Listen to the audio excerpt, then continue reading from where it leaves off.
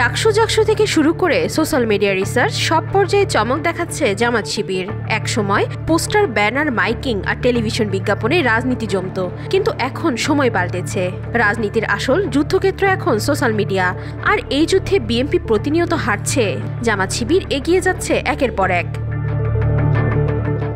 এমনটাই মন্তব্য করেছেন নিউ ইয়র্ক প্রবাসী বাংলাদেশি তরুণী ফাতেমা নাজনীন প্রিসিলা। তিনি স্পষ্ট করে বলেন, বিএনপি নিজেদের ব্যর্থতা ঢাকতে সবসময় বটের অজুহাত দেয়, কিন্তু সত্য হলো শিবির জামাত সোশ্যাল মিডিয়ায় সংগঠিত, সক্রিয় এবং প্রভাবশালী, অথচ বিএনপি কেবল ভাইরাল হওয়ার নেশায় ব্যস্ত।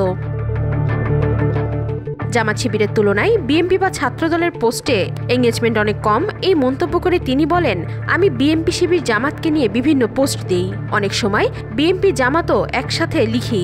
লক্ষ্য করি এসব পোস্ট বা জরিপের ফলাফল প্রায় সবসময় জামাত শিবিরের পক্ষে যায়। এগুলো দেখে বিএনপি বলে এগুলো বট, আর এটাই বিএনপি ও ছাত্রদলের বড় সমস্যা। তারা কখনো ভাবে না বিষয়টা আসলে কেন হচ্ছে, কেন এটা গুরুত্ব দিতে হবে, কেন বিষয়টি জরুরি।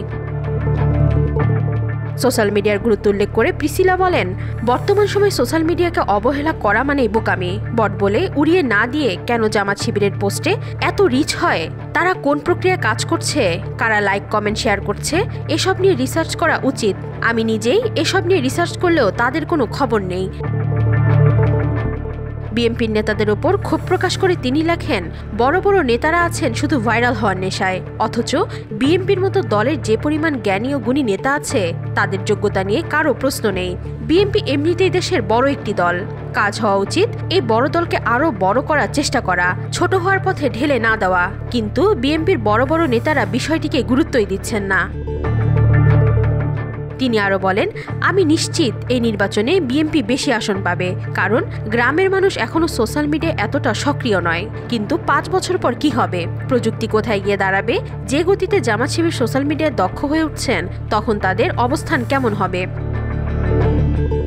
তিনি আরও উল্লেখ করেন, এখন সোশ্যাল মিডিয়া সবচেয়ে শক্তিশালী ও কার্যকর মাধ্যম। এটাকে অস্বীকার করলে পিছিয়ে পড়তে হবে।